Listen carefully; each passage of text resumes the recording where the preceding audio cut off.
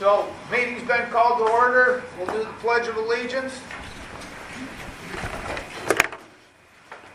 Pledge allegiance to the flag of the United States of America and to the republic for which it stands, one nation, under God, indivisible, with liberty and justice for all. Okay, we're going to do welcome and introductions. I'm Frank, Task Force President. I'm Pam Ellis, Task Force Secretary. Councilmember Ed Buick, Ward 1. Michael. Chris Gakolski, City Administrator. Ed Hostetter, First Vice Chair. Michael Marino, Yellowstone County News. Nancy Steele, Vice President, Second VP. Janet Hafer, School Board Trustee. Jennifer Owens, City Council Board 2. This is my son, Rico. Let's get him. Well, let him speak. I don't think he's in the mood to speak today. Oh. Okay, Amber. Amber Dunn, Vice President. Wesley Don, Ward 1. Paul Evanson, Vice President. Joyce Simonson, Vice President. Larry Seekins, here in the Heights. Bruce St. John, Police Department. Kendra Shaw, City Council Board 1. Deb Carey, Vice President. TJ Smith, Vice President. Bill Cole, Mayor. Sean Callahan, Vice President. Jackie Garcia, Vice President. Ring East, Ward 2. That's everybody. Okay. Prior minutes. Any additions or corrections? Move for adoption. Second? Second.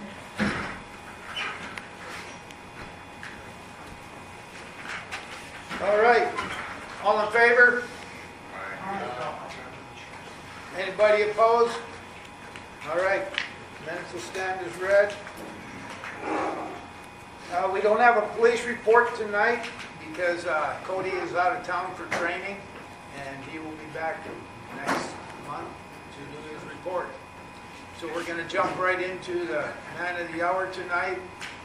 I allotted him a whole hour for his presentation on public safety. City Manager Chris Gakolski.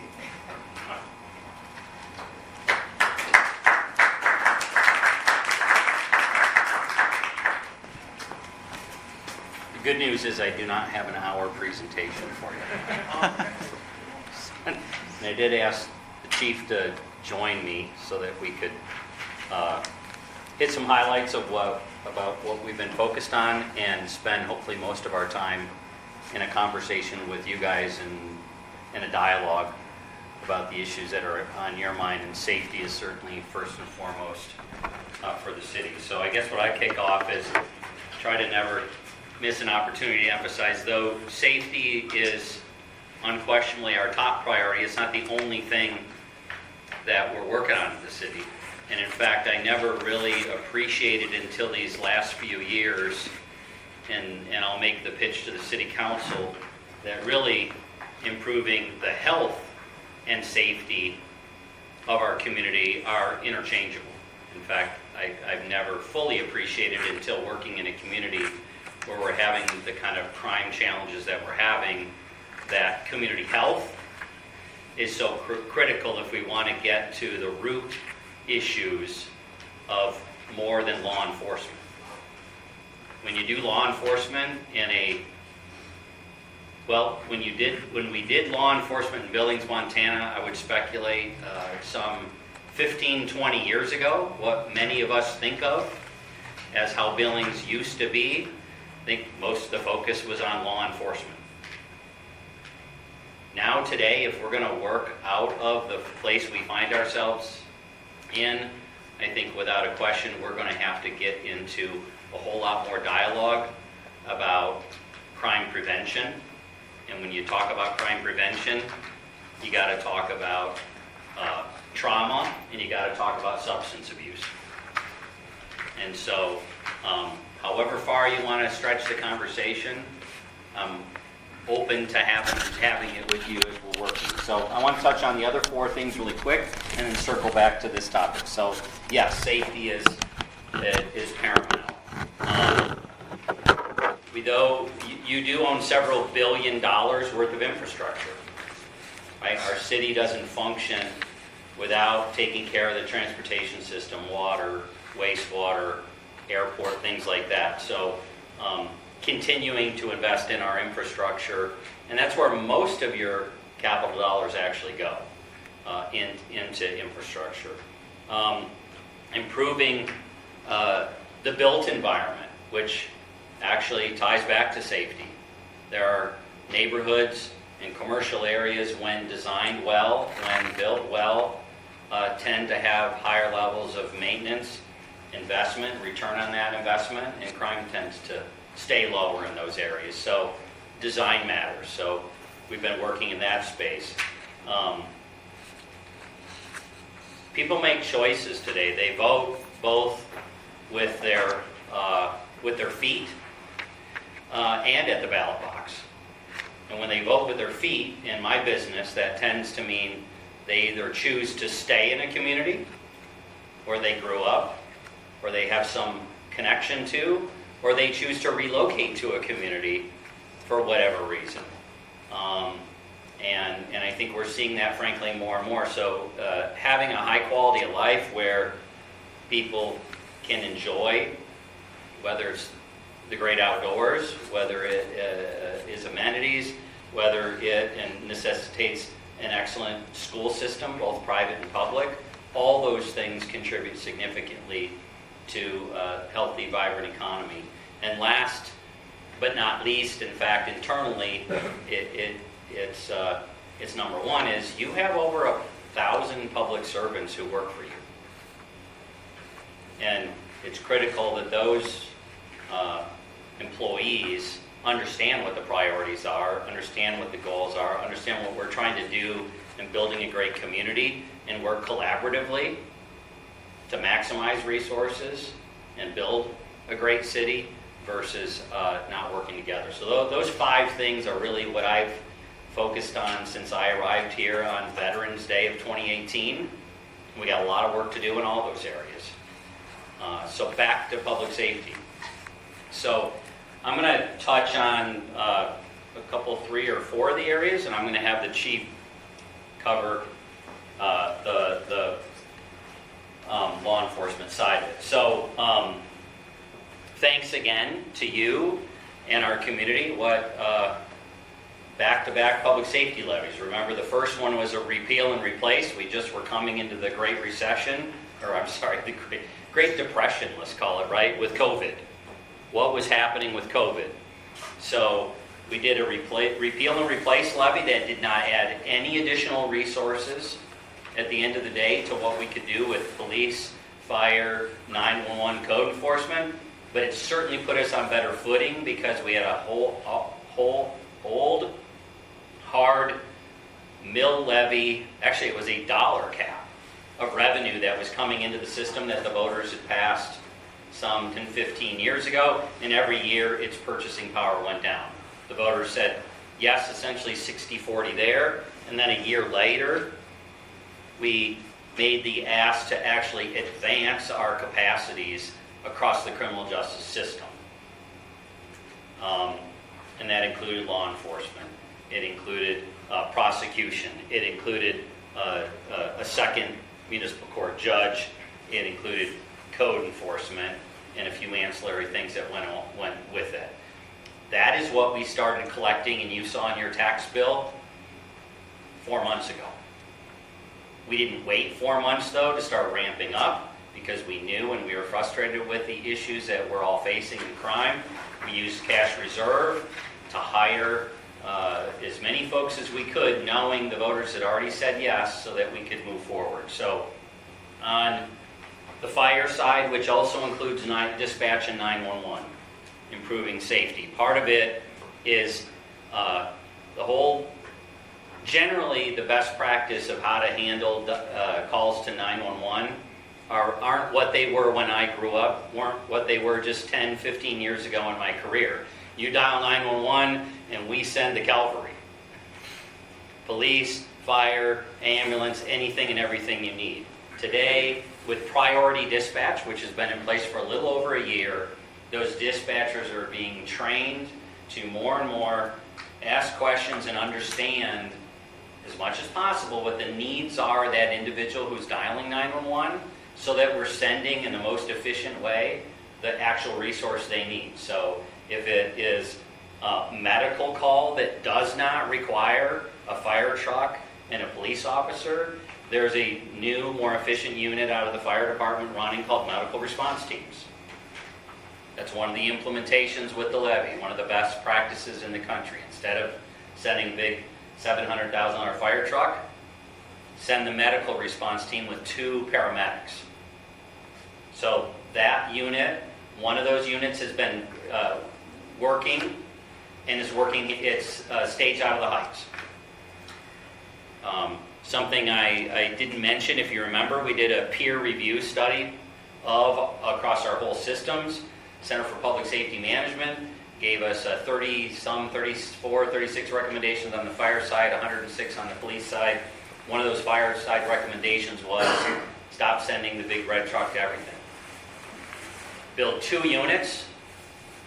Don't have them standing, waiting at a station. Have them kind of roaming, much like you see a patrol car. Use data to track where they need to be. One needs to be probably in the Heights area, and one probably needs to be on the west end. The up and running one is in the Heights.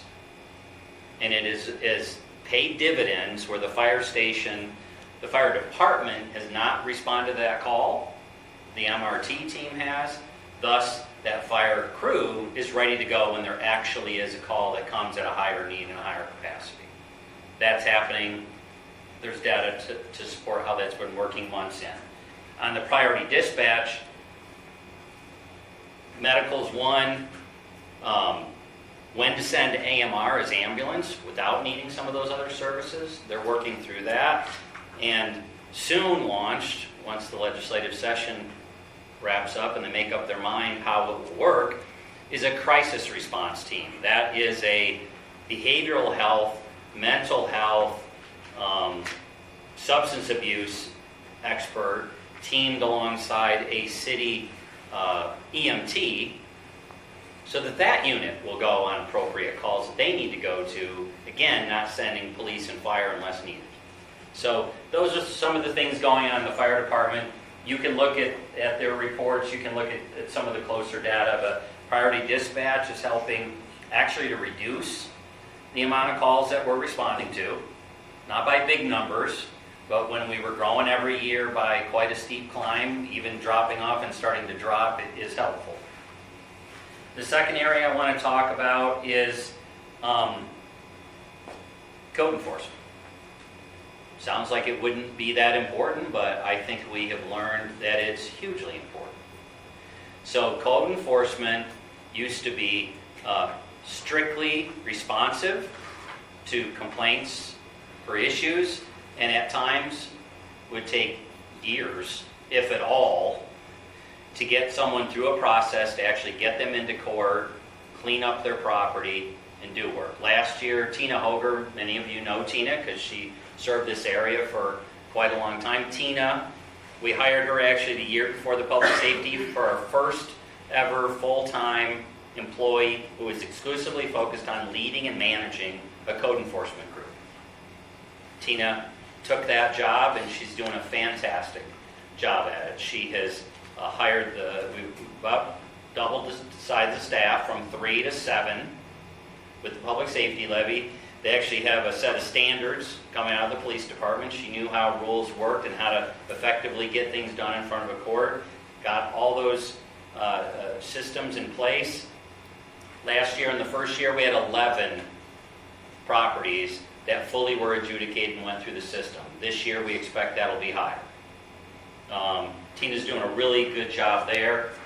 And then the third thing I'm going to touch on before I turn it over to the chief is we created a nuisance property team. So on these nuisance properties, it's gotten to be not that uncommon to have a number of, not only is a property maybe degrading and being a nuisance, whether it's Dorothy Lane or whether that property or it's escaped me now, the one down right behind River Colonial. The Colonial. Thank you. So you got a property and dozens of calls for service. In fact, sometimes 100 plus calls for service.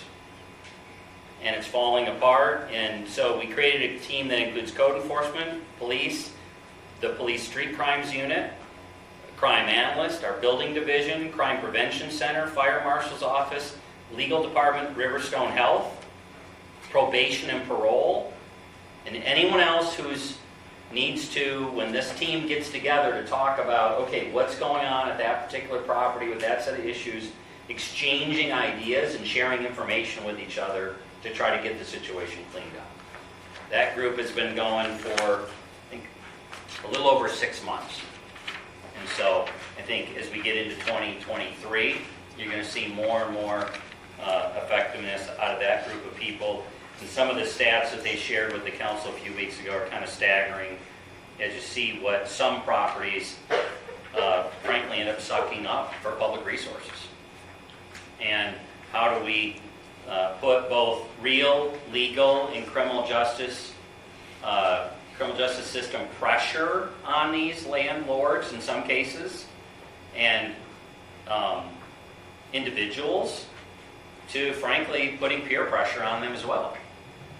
You know, and it's been known apparently in our community well. I didn't know who Mr. Skoggy was until the last couple of years. Well, guess what? Mr. Skoggy owns quite a few properties in town. They happen to have a fairly long rap sheet of calls for service to those properties, and I don't mind calling out Mr. Skoggy that he owns these, he lives in our community, and how can we work together to get those properties cleaned up? In the past, we were all kind of quiet about that. So those are some of the efforts that are going on. I'm going to turn it over to the chief, and then hopefully we can have a dialogue about the things that are on your guys' minds and how we can work together for that first priority. Chief. Thank you. Good evening, everybody. Mr. Chairman, thanks for having me. Council, apologize. This will be redundant because you got this already, but you can make sure I was accurate. The other time, did find some errors before. So, a couple weeks ago, presented this semi-annual report to council. Basically, our implementation of the safety levy obligations that we had promised the community. If you remember that, again, as Mr. Kukulski stated, we were only 1/4 of the safety levy ask. Although everybody thinks that everything in the world that happens is the police department. Not true. We got some other things going on. Of that total safety levy money that you voted for, hopefully, if you did, thank you. If you didn't, we'll catch up with you. Police department got $2.4 million out of the total levy. And what our promise out of that was, or what we were going to get, was a total of 12 sworn police officers, 7 community service officers, which are civilian positions, 5 identification and evidence technician, and 1.5 clerical staff, which, when the boss isn't looking, we'll round up to 2. Because I don't know what 1.5 looks, and our HR doesn't like part-time employees. So if you didn't hear me say that, we'll talk about that later. As it stands right now, so the big thing always is, like, you know, we gave you all this money, what are you doing with it? Nothing's changing, not seeing anybody else on the street. As it stands right now, we are at 162 officers out of 167, and we have a hiring panel tomorrow. So we are going to be full on paper. Understand, not all of them are butts and patrol cars. They're in various states of training, things of that sort. But I will arrogantly say that Billings PD is an employer of choice. We are not having problems getting people to apply. Not, you know, the 80 to 100 we had back in the day, but 30, 40 people for 5 or 6 positions. So we're not having a problem recruiting, and we're not having a problem hiring people. So the 5 vacancies that we have right now, essentially to fill retirements. So your safety levy obligation has been filled. Okay, so I'm proud to say that we continue to roll with that.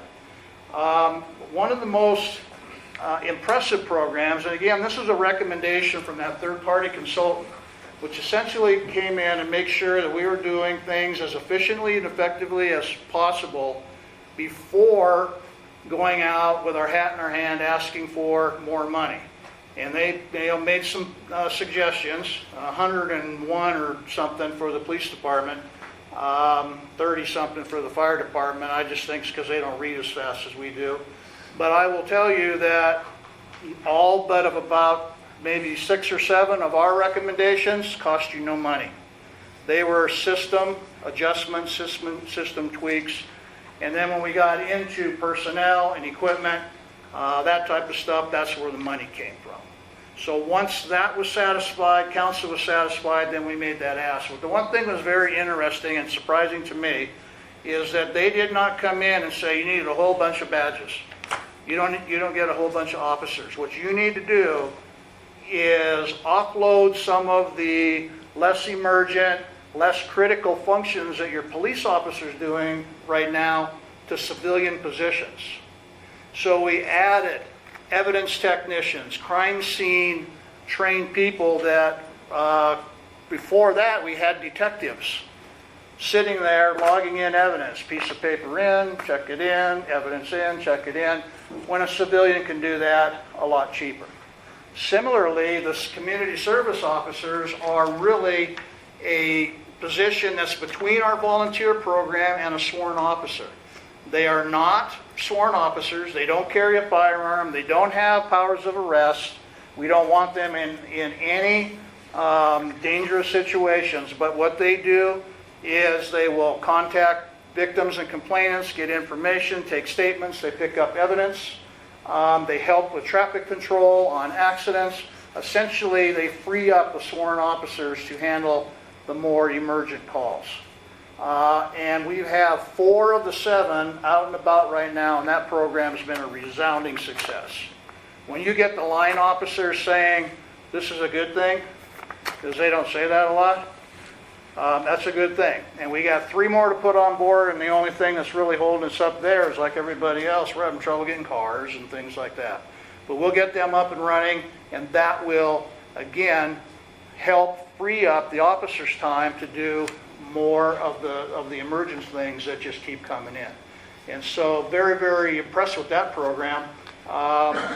We really stole ours from Colorado Springs. I knew the chief down there. We sent people down and, basically they gave us their program, and it has been outstanding. You'll see them. They're in different uniforms, a different vehicle. There's absolutely no mistaking them for a police officer. But they've made a huge impact in the several months we've been out there. So I'm very, very proud of that program. Our evidence and ID techs, again, same thing. Let's not have trained detectives at a higher salary doing essentially clerical work, logging in evidence, filling out evidence tags, that type of stuff. Let's have the detectives doing what they're supposed to be doing.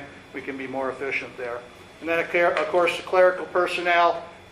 Everybody in here probably knows, if your clerical and support staff's not going, you're not going. They are critical to our operation. Entering reports, pulling stuff out, all the public records requests, answering the phone, front counter things. Our other civilian employees include our animal control. They belong to the police department. There is a total of 7 employees in that division. 7. They are now the smallest. Code enforcement doubled theirs. So they're asking a whole lot of a town this size. And you know how people are with their animals.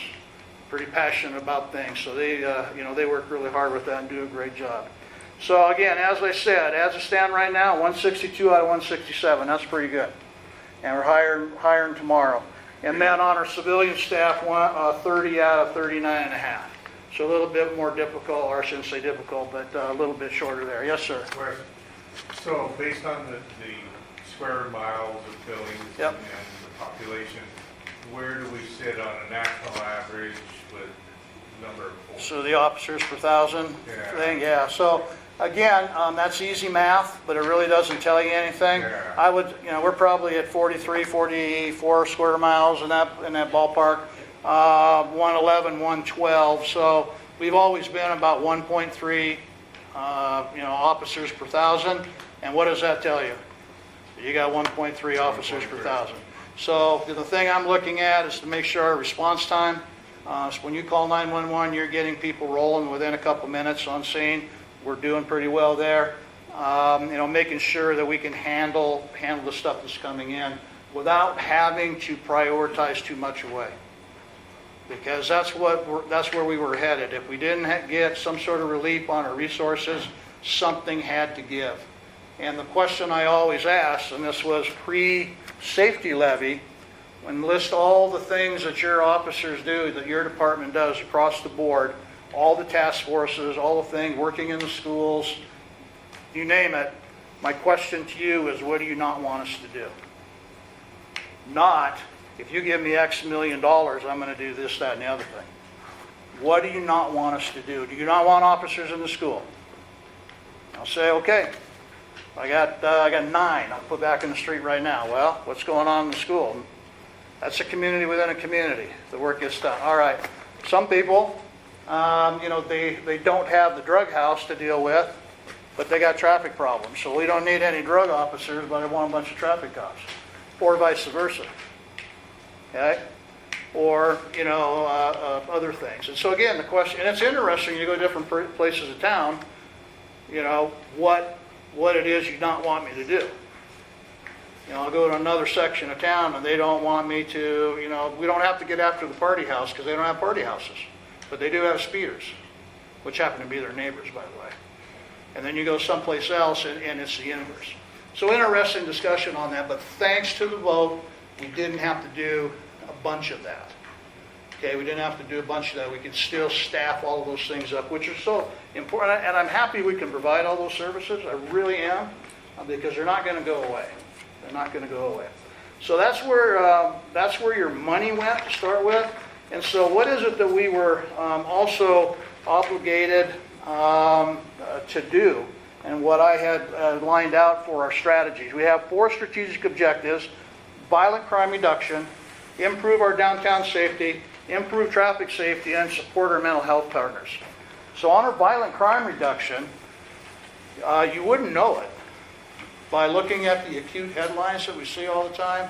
We have a couple articles in the Gazette, front page above the fold. The comment "new normal" kind of struck a chord with some of our policy body. I can tell you that was out of context. However, I'll expound on my definition what a new normal is there. But when you look at the totality of violent crimes, as reported by the FBI, they call them Part 1 crimes, we are down 8.9%, almost 9% across the board. Some are high, some are low. But what we've done with the resources you've given us is, in most cases, we flattened the trend and pretty much turned them down in other areas. We always talk about calls for service. As it stands right now, through the second half, we were down 4%. And as we get into the full year, I'll say we'll be down from 2021. Wherever we're at. So again, we're making headway there because we don't have any things to be reporting. So the violent crimes are down. Property crimes are down 13.4%.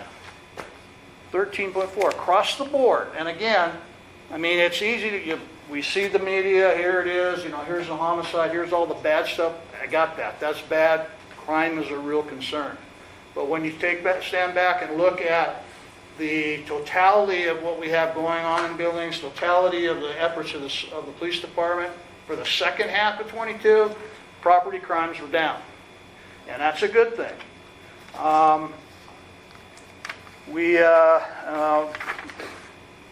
Our arrests were down a little bit. Our citations and warnings were down a little bit. I'm not, real pleased with that. Obviously, that, if people are behaving themselves, that's fine. But everybody here has witnessed our stellar drivers, so I'm not sure that, that's the case. So we need to do a better job with enforcement. But again, we've got 5 officers that are working traffic specifically. Every other patrol officer, it's in their job description to enforce traffic, but they're also taking other calls. But we can always do better at that. That's the number one complaint I get. You wouldn't think that, but that's the number one complaint is traffic in all parts of the town.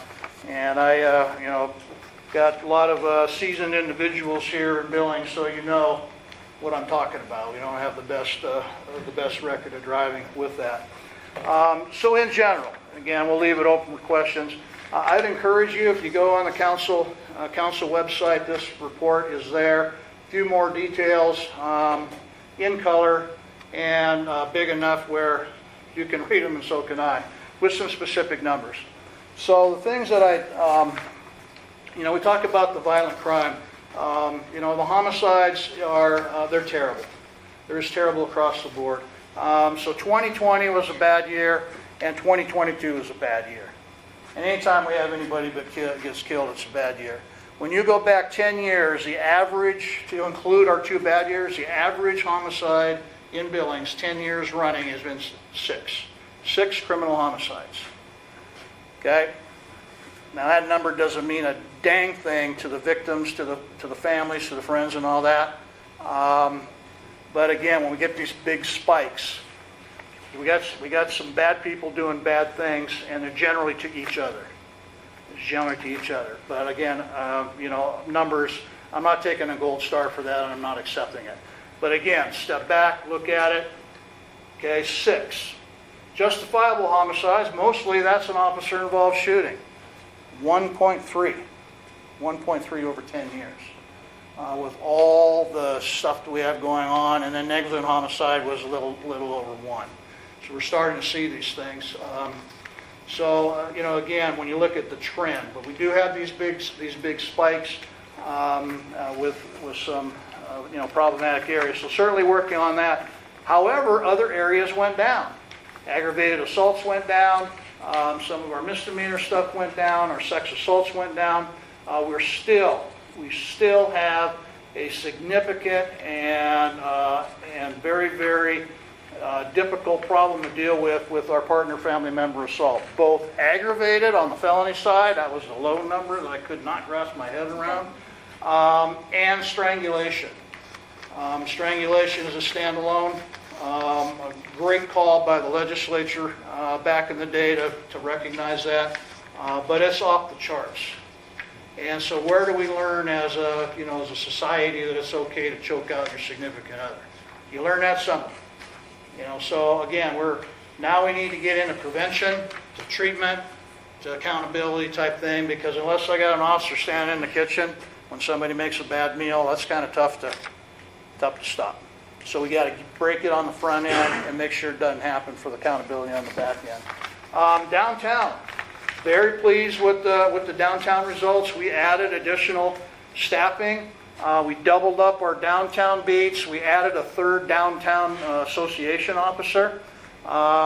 They wanted their own identity, so they put a yellow stripe on their car to match their yellow shirts or whatnot. So that's paid for by the downtown area. Now we provide service. I'll get you a second here, Jackie. All the way through Saturday, where we didn't have coverage too much on weekends. And of course, nothing goes on the weekend downtown. So now we got better coverage, and we paid overtime monies to put bike details out and really saturate the area. The bottom line is that increased police presence reduces crime. And it did. I got 0 calls this summer on stuff downtown.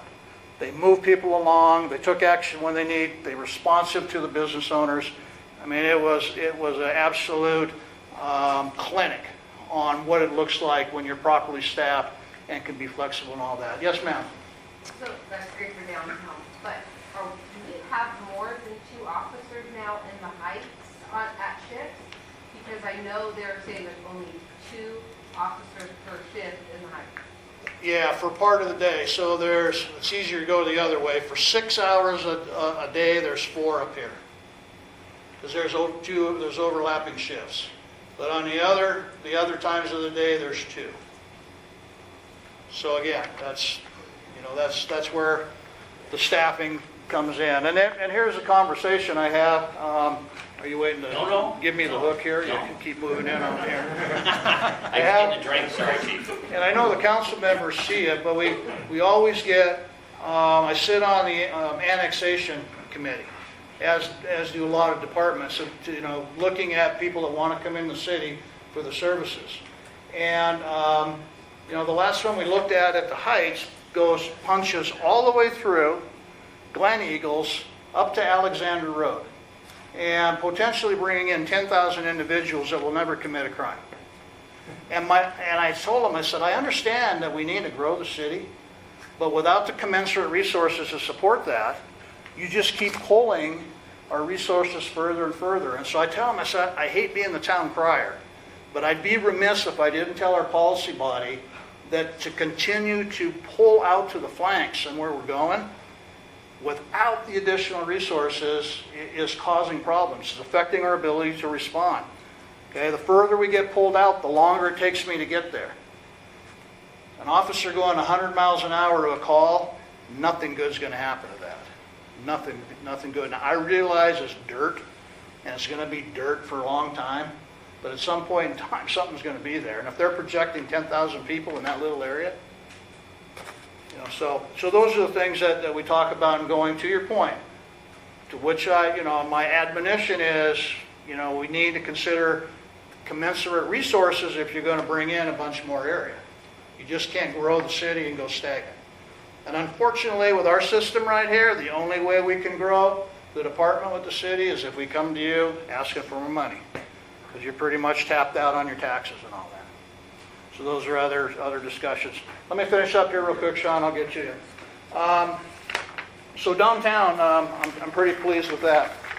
The traffic, again, that's an ongoing thing. I've got, like I said, a relatively small unit. They're dedicated to traffic enforcement. I try to get them to hang together kind of as a wolf pack type thing, if you will.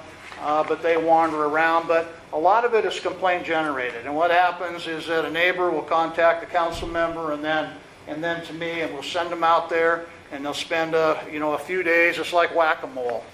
So they whack and they slow everybody down and write some tickets or whatnot, and then they move to the next one and get that under control. So they've been real effective, very responsive to community requests. We get them out there really quickly. But again, I need everybody engaged in that. Everybody enforce traffic with it. And the other thing is, it's not it's not my goal to write a ton of tickets and generate revenue. We really want to educate people to follow the law.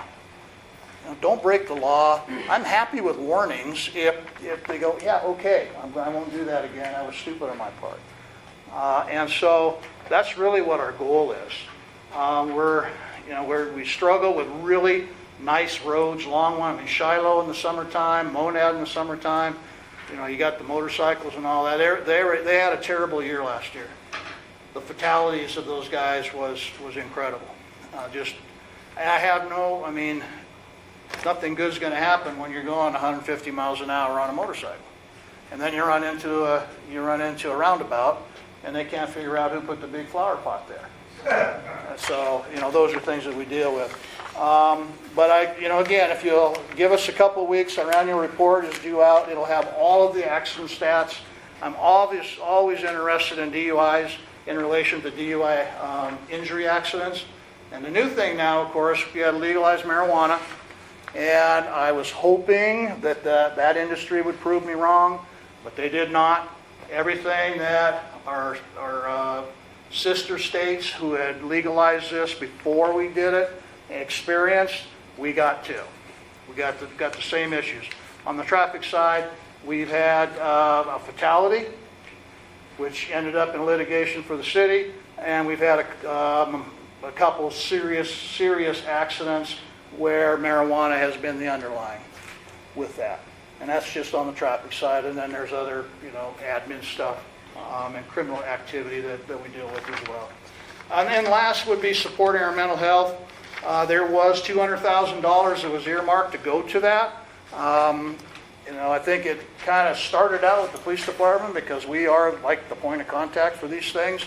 but ultimately ended up going to administration and council to decide who to support and whatnot.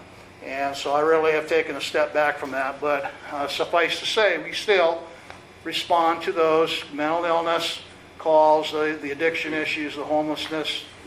And the one thing that I will say that is really problematic for us is that population that makes no qualms about the fact that they are just here to party.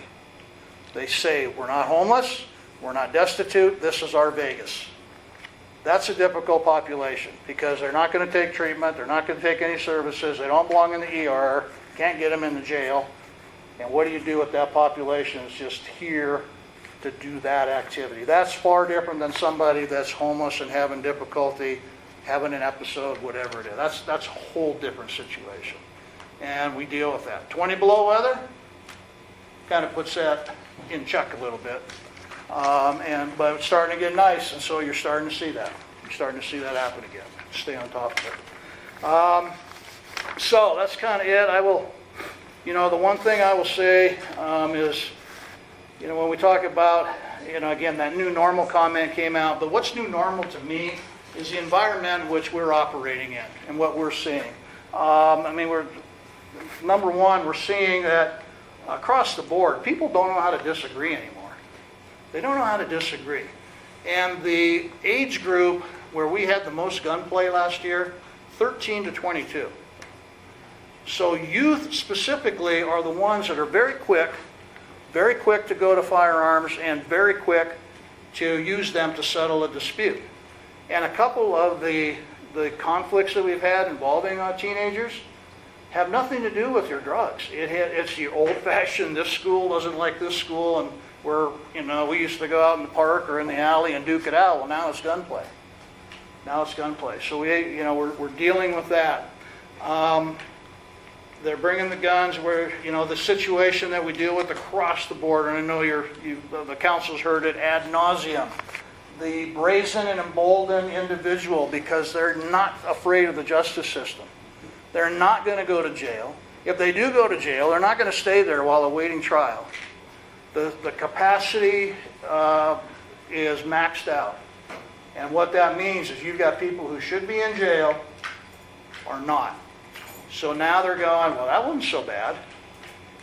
And what happens is that they just reoffend and reoffend. The citizens are frustrated. The officers are frustrated. And sometimes those things escalate. And we've seen some tragedies of people that should be in jail ended up killing people. Okay? And that shouldn't happen. So we're frustrated with that, and it's that attitude. And again, we talked about that. It's a few people who are causing problems in this community. It's a few people. And they're doing it to each other. Very, very few random acts of violence. They happen, but as far as random, when you start looking at the stuff that's going on, they know each other. Drug rip-off, a feud, something like that. Our new area, nuisance property, is the Wild West down off of Southgate. That place is, is where all this stuff's happening. Not to mention, you're commingling 18-year-old on up with 21 and drinkers. That never ends, and it hasn't. And so you have those things, and then you start putting all of these factors in the stuff that we have, and we have shootings, we have homicides. So it's not just as simple to say, get used to it, Billings. People get killed here. You're a big city. Now, I'm not buying that in any way, shape, or form. There's a lot to it. There's a lot to it that gets into that. Let me go over here first, and then I'll grab you. Remember your question? You can go to him and I'll... Okay, go ahead. Chief, just a question. What do you need?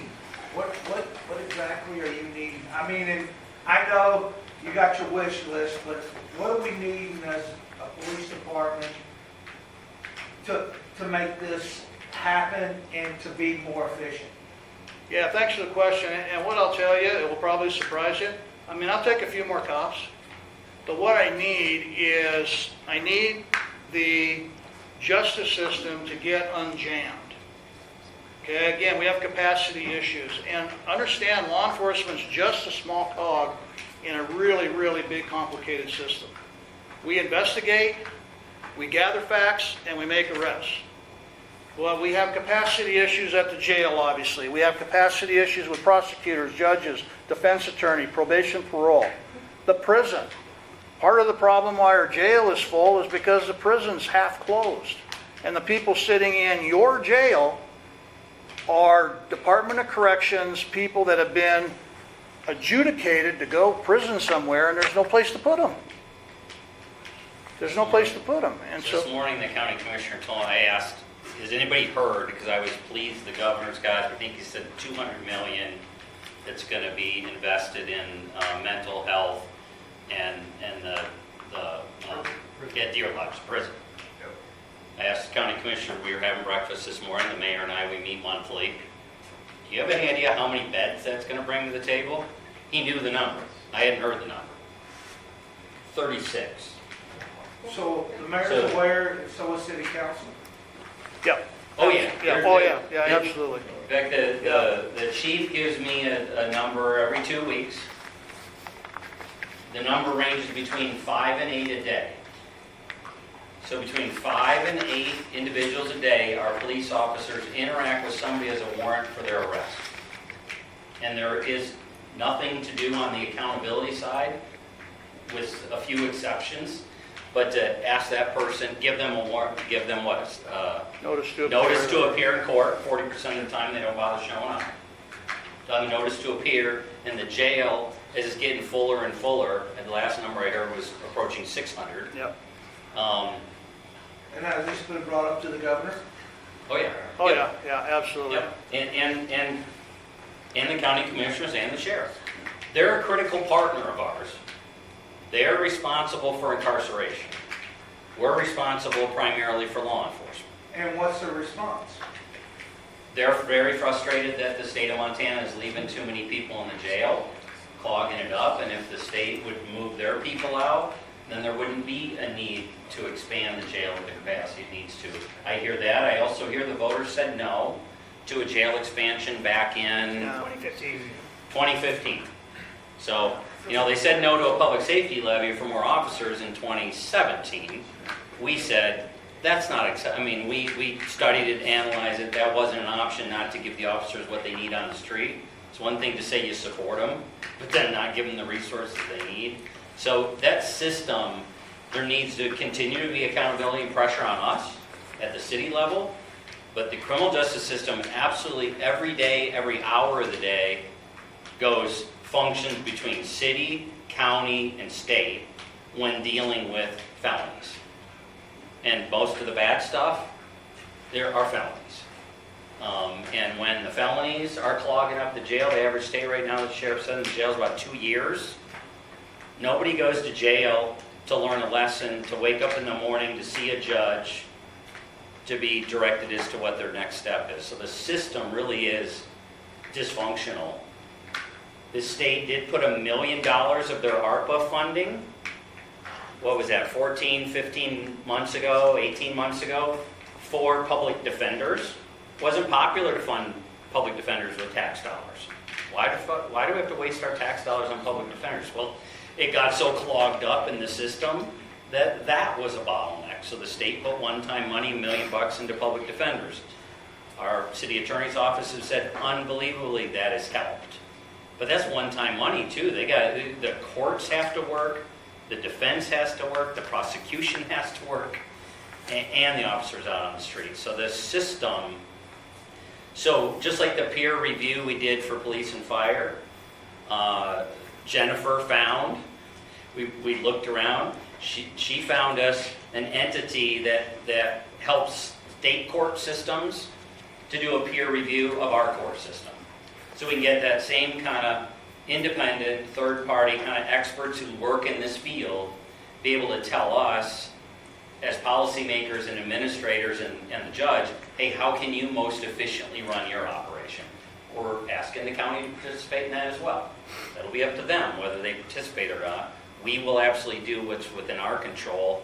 Council's passed an initiative to say, absolutely, Chris, we want to do that. If they've already asked for it. Who's asked? The police department. Police generally, as the chief said, thanks to you, we have the resources in the police department to do our job. Right. We do. Yeah, They've enforcement. already asked for, hey, we gotta get this fixed, and it hasn't been fixed. That's Yeah. what I'm asking. Yeah. Yeah, they're, I mean, I will say, I've said it to them, we've talked about it a lot, they're both our partners, and yeah, I don't see the urgency outside of the county attorney's office. County Attorney Twido, absolutely, he's as urgent about these issues. There's 6 different bills he's working on. How we're supporting all of those to try to do things legislatively to help. The county commissioners express some concern about it, but at the end of the day, there's a lot of finger pointing and other people who need to take care of it. And, you hire me to be your city administrator, him to be your chief, them to be your county commissioners, your sheriff, your governor. And so I think it takes all of us. Yeah. Well, it's evident you can't solve that problem. It's got to be you, the county, and the state. Yep. And somehow we need to get all 3 of those working together and make a presentation to the public so that they can understand it. Right now, I got a feeling they don't understand it. But right now, I want to talk about the chief. I'm an unabashed St. John fan. And I think all of you see why. Didn't he do an outstanding job in presenting all that stuff there tonight? That's a tough job. And I'm just glad you're the man that's there. You're a man of integrity. You have an understanding of law enforcement. You understand us in Billings. And I'm just really thankful that you're there. And I guess all I want to be able to say is that you're not just a really effective manager, you're also a great leader. And thank you very much. Thank you for the kind words. Don? You on back there. So, we're hiring on more police. It's starting to seem like really a smoke screen, make the city look better. The problem is with the judges, the prosecution, the commissioners, county, jail. If you, Chris, have no tools to force them to do anything or lead them in that direction, I mean, why are we still sitting down having breakfast with these guys? I mean, they told me on the phone that they're not going to personally change anything until the Mexican border gets shut down. I mean, that's just... Because you don't pay me to give up. I have a responsibility as your city administrator. I will tell you, one, on our policy body asked me, why aren't we building a jail? Why aren't we finding other ways to deal with incarceration? I don't want to have to go there, but I guess if we absolutely cannot get the county more serious about it, that'd be a conversation our community will have to have. At the end of the day, it's the taxpayers who fund everything that we do at the local government level. So I don't know if I do not think we've exhausted the pressure that needs to be placed there, and the voice. I would agree, the average citizen doesn't really understand how the system is clogged up. And part of our responsibility is to find a way to communicate effectively what the need is. Right. But I will tell you, you don't only elect 11 city council members, you elect 3 county commissioners, you elect a sheriff, and I don't see the pressure, I don't see the sense of urgency there. As we've been having, we didn't start this yesterday. Our first public safety levy was in 2019. Is that right? Or 2020? No, it was 2019 or 2020. Okay, we did 2020 and then in 2021. We gave probably 100 presentations throughout the community talking about these issues, and the voters said yes. That needs to continue in these other levels. Did the voters have the information? Do they have the information that, yes, you can pour all this money into the police department, the officers can only do their job so much because you have someone sitting in there since November on misdemeanor charges, and they're taking up jail space. Does the public know that there is not enough room for these officers who are risking their lives for us to do their job effectively? Anytime we get to talk about public safety like this, this is one of the issues that comes up. Whether it's coming up from a question like you guys who are well informed, or the chief or I are bringing it up, because I do believe it is necessary for the public to understand, and frankly, that engagements of officers with individuals who won't have warrants for their arrest is what I have found. It's oversimplified, but it's understandable, right? 5 to 8 times a day, an officer interacts, pulls somebody over, there's a warrant for their arrest, and they ask them to make sure they appear when they're supposed to in front of the judge. 40% of the time, they don't bother showing up. 50% of the felons that Mr. Twito's office deals with, they already committed a felony. Yeah, but I believe that's where the problem is, because we think it's the problem with the police department. When the police department has put forth its heart out to what we think it's inefficient. And to the public, I'm just saying, to the public.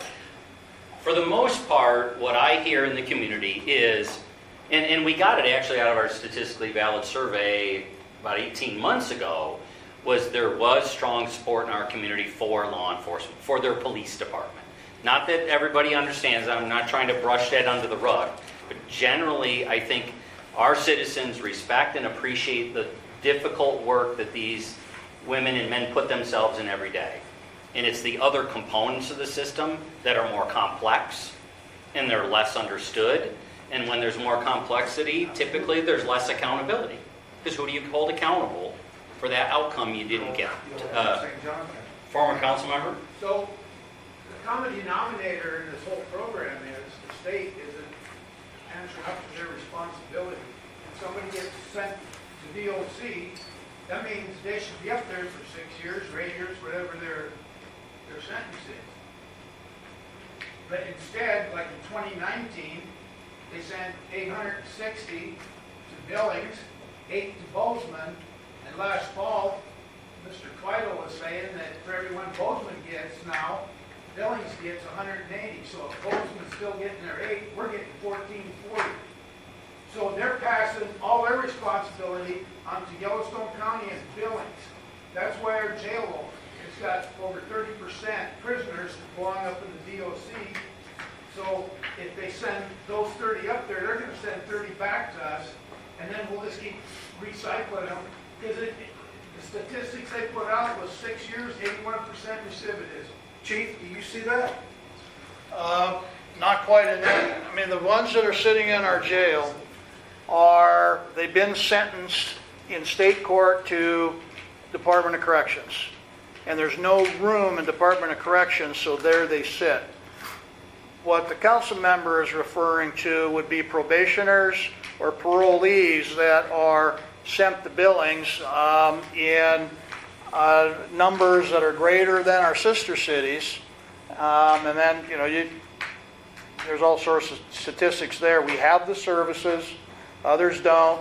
Others don't take them as much as we do. A wide variety of reasons, but there's a ton.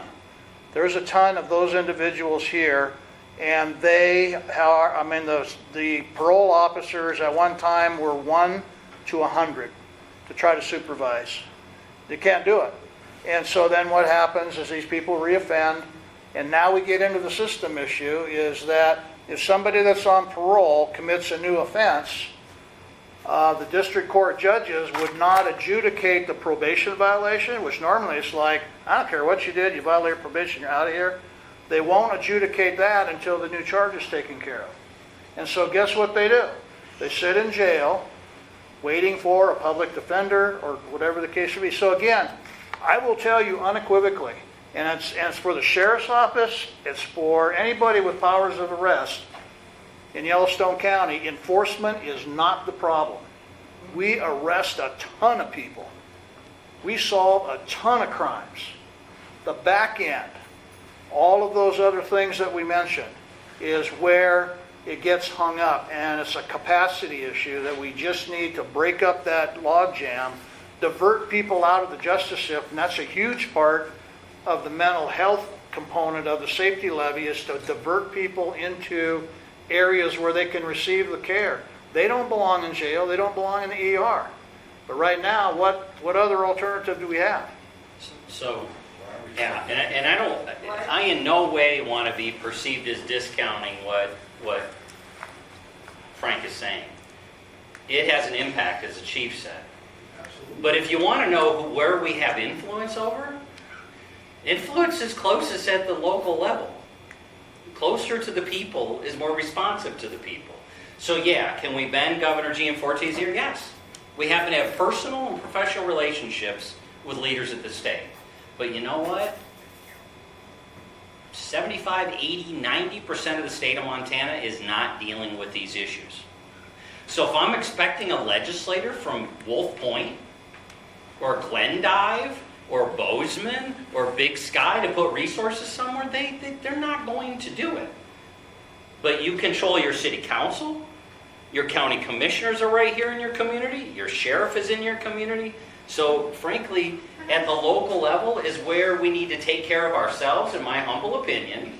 And yeah, then bend the ears of the states and the feds to play their part.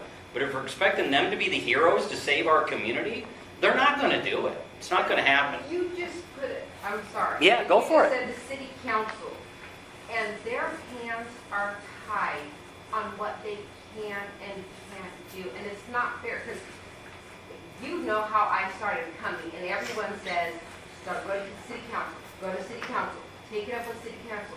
But city council's hands are tied on what they can and can't do. So once again, first you think it's a crappy job on the police department, then you find out the police department's doing a great job, it's nothing on them. Okay, well, you go to city council, complain to them. They're doing everything they can. So when you go at your city level, you can't make a change there either. Where do we go? So where's point out to me the failures at the city level, not just at the police department. They're not saying they can't. Okay, so then next up is county. That's our community. So what We- tools do you have to do that? What's that? What tools are you doing? 'Cause you said that. We're trying through building relationships with them and trying to build the issues, and there needs to be political pressure there, just like there was. If I said all day long to the council, we need to do a public safety levy, and the 11 of them ignored the advice of the chief and I, and it never went to the public. It requires both the political support and the subject matter experts working together in collaboration. That's happening. We still have plenty of work to do, especially on the prevention side. We haven't talked about that much at all. Our community, out of the 34 mills we dedicated 2 of them.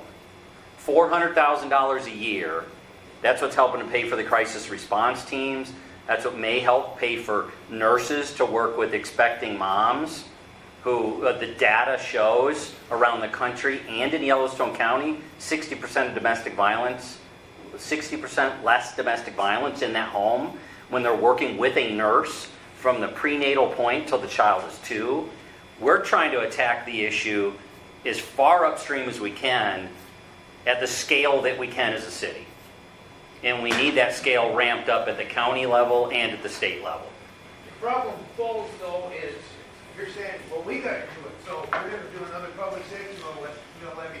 We're paying for the state's responsibility, and so they don't send any money along with those people. They send to Billings and Yellowstone. I don't see us asking for another public safety levy as a staff or as an elected body. Now, maybe we've told the sheriff and the county support a jail levy or other components for them all day long. We would stand shoulder to shoulder with them to educate the community on their components of the system. So are you saying that the county commissioners don't want to talk about the jail or expanding the jail? They're resistant? They are very resistant, right? Elected officials have asked that question of them. I've asked that question of them. Part of the excuse I'm being told these days. I guess we need some county commission meetings to run into 6 or 8 o'clock at night with people from Billings sitting there in the office and making public comment. Sure. But They they do might- it in the they middle might of the day change when their people tune. can't go and they have work. That's right, that's what I was gonna Yeah, say. their meetings are during the day, not the And evening. that's, how does the public get their voice heard besides, sorry, but we go to city council and we nag at them and they get to listen to our wonderful nagging over and over again because that's all we can do. So, Yeah, Wesley, sorry. Chris, Richard, your hour's up. Can we move on? Please. That's up to the board here. Yeah, I got some more. Couple more questions, yeah, then. Yeah, well, I will volunteer to help you and the county and the state to come up with some sort of a graphic presentation that's easily understood. But it's going to take all three of them, and we got to create something that the public can understand like that. And I think it's possible. It's going to take some work, but I'll offer my skills to help you on that. But I do have one other thing, a great big elephant in the room. Well, not in the room, someplace around here. And I want to go back to your presentation. Yep. Right now, we've got a huge city outside of our city. Okay. And it's easily described by where our fire departments are going. That's our city. I mean, that's what they're working with. You're talking about the area around the city that our fire That department our fire serves. department's Yep. going. That Yep. is our city, really. Yep. Yep. And right now, part of that city out west of us here, they're considering putting in a brand new high school. Yep. Now, my golly, there's something going on around here that we could probably better get a hold of. And it would probably help in funding and everything else. And I don't know, I don't think, do you guys work outside of our city, or is that just all the sheriff? Me and the sheriff, we can go 5 miles outside to mutually Yeah. support. So, and that's something I would really like to see our city council start working on, because So is it that you would like us to stop providing service to that No, Buffsa no, area, no. or that we? what I'm saying is it's there now. Yep. And they should become incorporated within our city so that we can have all of these resources working together and having all those people working with us. So I'm going to tell you, generally speaking, that's a legislative issue. You can, if you request annexation, the statute's pretty clean and simple that we can annex you. Guess when you request annexation in the city so you can pay city taxes? Only when you need something. The need something you want 99% of the time is a water pipe or a sewer pipe so you can build a subdivision that's profitable. Otherwise, you do everything you can to stay out of the city, not pay the taxes, and use the services. And that hill to climb in the Montana legislature is steeper than the one we're talking about here relative to. Well, I just hear that those people outside the city are paying money into their county to pay for our fire. So know this, they are paying into the fire on a per capita basis. And are just they so you paying know. for police? No, So No, we're not for doing that police. out of the kindness of our heart then? when necessary. Okay. So there are two very different things there. Understand this. We have a contract with the county, and we supply regional fire service, and the county pays us. We just renegotiated that contract 2-3 years ago, that now they pay us on the taxable value of everything that is inside that boundary, outside the city limits. One could argue there's an argument that formula is a reasonable formula. Before, it was the same formula from like 1982. That's for fire service. And then we're required, when someone dials 911 inside that, outside the city, but in that 40-some square miles, we've signed a contract, we will go, we're the first to respond. Police is going to respond to help their friends in a mutual aid, not in a, we go patrolling around the 44 square miles outside the city. One other point. Where now is the commercial center of Billings?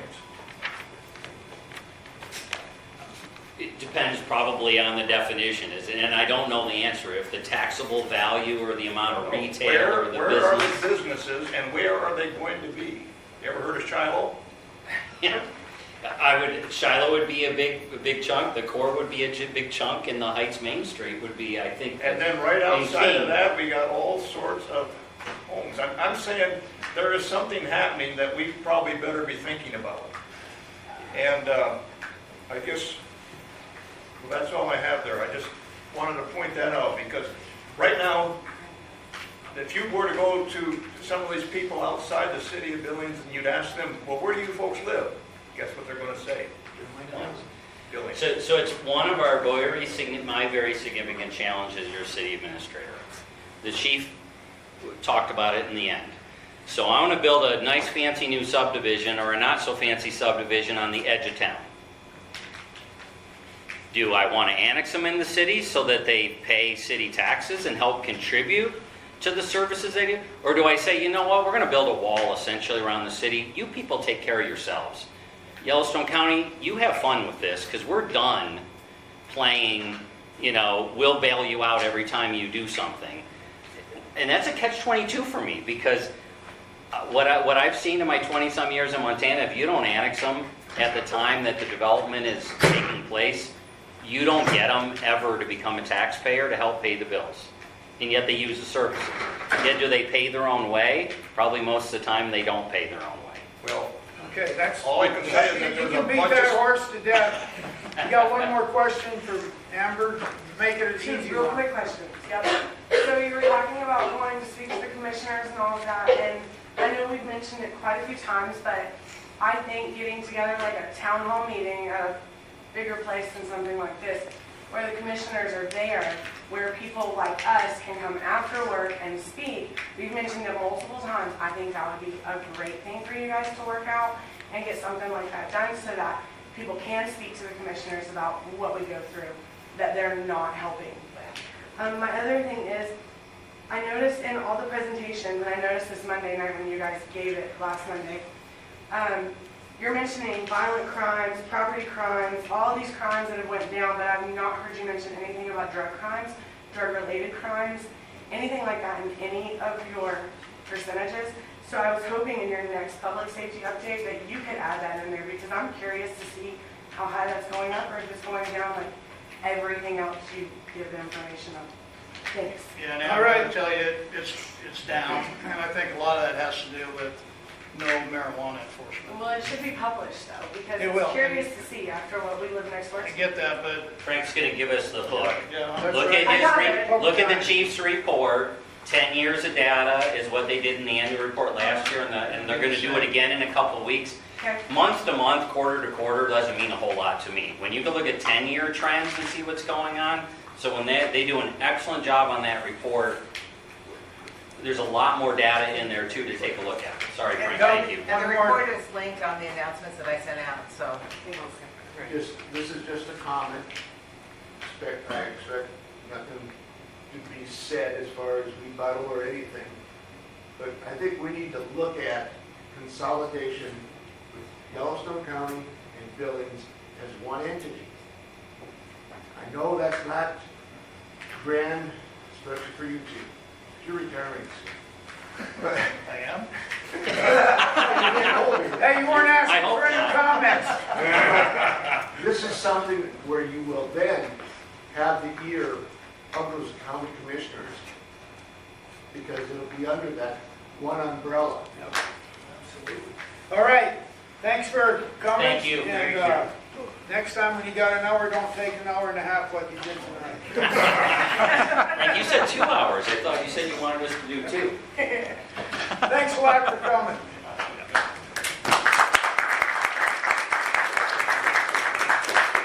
Okay, that's pretty much new business. We got a couple things to discuss. One more on new business, and I'll let Pam try and explain it to you because I'm not computer literate. So, Well, for the past, 10 years, we've been using MailChimp to send out notices to people. And that was a free program that I could send out 2,000 notices a month for free. And I've got 6 MailChimp accounts. Number one, they're catching me on that. Number two, it's gone from that to you can do 1,000 a month. But you can only send, if you can't have more than 500 on your list, and we officially had a list of 764, and you can't schedule, it's just utter chaos. So there is a program that you can use that I've tried, which is the GMass account, sending out a Gmail. I can send out 400 a day, but I can schedule. It's really much better. But so I tried it. I paid $19.99 for the first month, but we can. $220. Yeah. If we pay for a year, it's $200, which is cheaper, plus reimbursing me for the 20. And we've got the money through the task forces, but Frank felt that we should get permission. I called a couple of specialists. They couldn't recommend anything different. MailChimp is now up to $69 per month, from free to $69 a month. So Anybody make a motion that we go ahead and do the 220? TJ? I second. Okay. All in favor? Aye.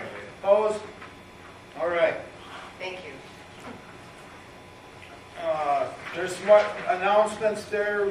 Pam's got quite a few of them listed. 3 things I want to bring up as far as building going on in the Heights. Southeast corner of Wicks and Bitterroot, which is actually the southwest corner of Wicks and Bitterroot. They want to get it rezoned from N2 to NX1 so they can put 4plexes there. They had a pre-meeting tonight, and I went to it, Pam went to it, several other ones went to it, and everything around it is N2, nothing bigger than a duplex. We pretty much told them we didn't want to see it there. And one thing that really bothers me is the Project Recode. That was one of the big things that pushed it for us, because we were having too many zone changes, and this was going to finalize it. We wouldn't have near as many, and I've seen nothing but zone changes ever since they did it. So that's my biggest gripe about it, other than the fact that it's N2 all around it. And that would, if they put 3-4 plexes on that 1 acre right in the corner, that's probably 24 vehicles leaving there a day. Northeast corner of Bench and Yellowstone River Road, right by the roundabout on Hilltop, where they all come together. There's a zone change sign right there on the roundabout as you go. It's between Bench and Heights Glass. They want to put in a commercial restaurant or something there. And so that's a zone change. So if you got any comments about that, get a hold of the zoning commission. And the specifics of that are in the announcements. It's odd to me to put a fast food restaurant on a terribly busy corner, but on a 2-lane street. So. And then the other one is, I don't know if any of you pay attention to news or anything around what's going on in Billings, but they're trying to put on Sioux Lane. They're trying to go to North Dakota and buy 100 man camps and move them in there and put them in, tie them together some way. So if anybody has issues on that, same thing. That I think is already zoned for that, so we don't have much to complain about. But if you got a big gripe about it for some reason, get a hold of the zoning board to find out. What do you mean about man camps? Oh, The oil field man camps where they, it's baby colonials.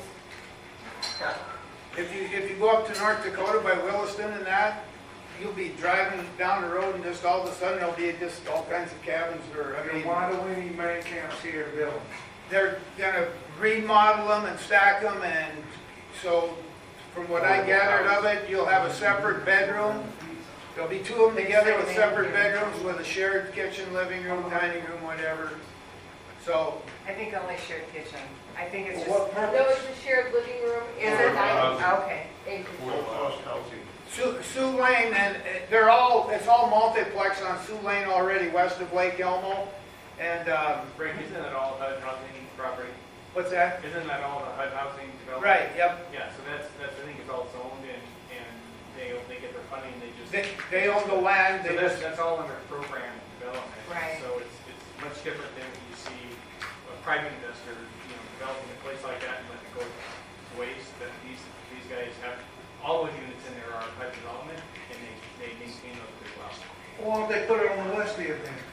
But why are they Because she owns the land. Well, they're man camp properties that in North Dakota are sitting there, and again, I only know about what I read in the article, is they're gonna take these things and repurpose them, and they have a project out there, they tried to do couple of 2-3 years ago, and it fell through because they couldn't get the funding, and so they got a lot of, and this was, they were going to try to build it for veterans, and so a lot of these people, they're basically homeless because they can't get, they got long lines of people on the waiting list to try and get the housing.